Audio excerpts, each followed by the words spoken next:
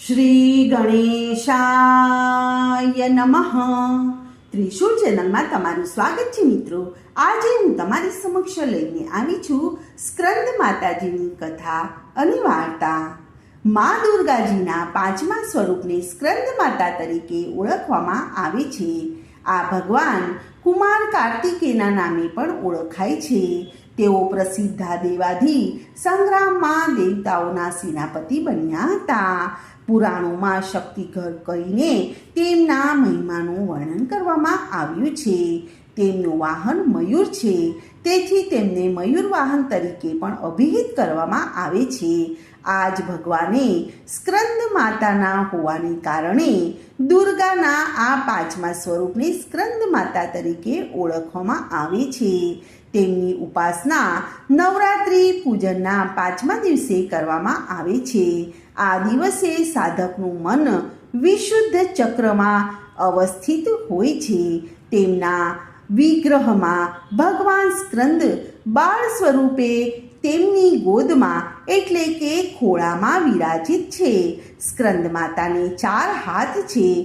તેમણે ડાબી બાજુના ઉપરની હાથમાં સ્કંદને ખોળામાં પકડેલો છે.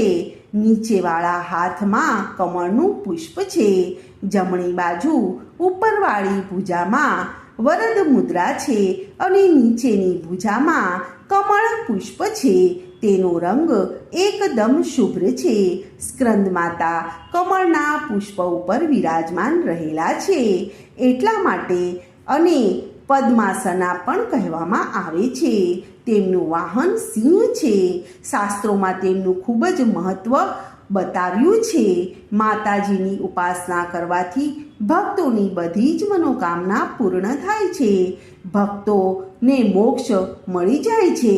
સૂર્યમંડળની અધિષ્ઠાત્રી દેવી હોવાને કારણે તેમની ઉપાસના અલૌકિક અને કાંતિમય થઈ જાય છે.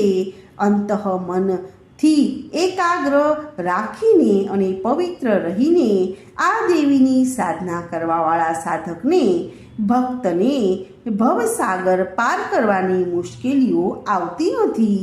માતાજીની પૂજા અર્ચનાથી મોક્ષનો માર્ગ સુલભ થઈ જાય છે. આ માતાજી વિદ્વાનો અને સેવકોને જન્મ દેવાવાળી શક્તિ છે. એટલે ચેતનાનું નિર્મળ કરવાવાળી માં છે. એને માં કહેવામાં આવે છે.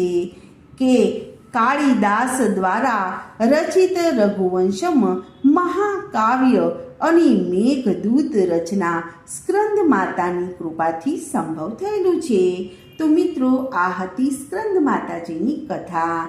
તો આજની આ કથાને હું અહીં વિરામ આપું છું. કાલે ફરીથી આવીશ કાત્યાયની દેવીની કથા લઈને. ત્યાં સુધી બધાને મારા જય શ્રી કૃષ્ણ. ધન્યવાદ.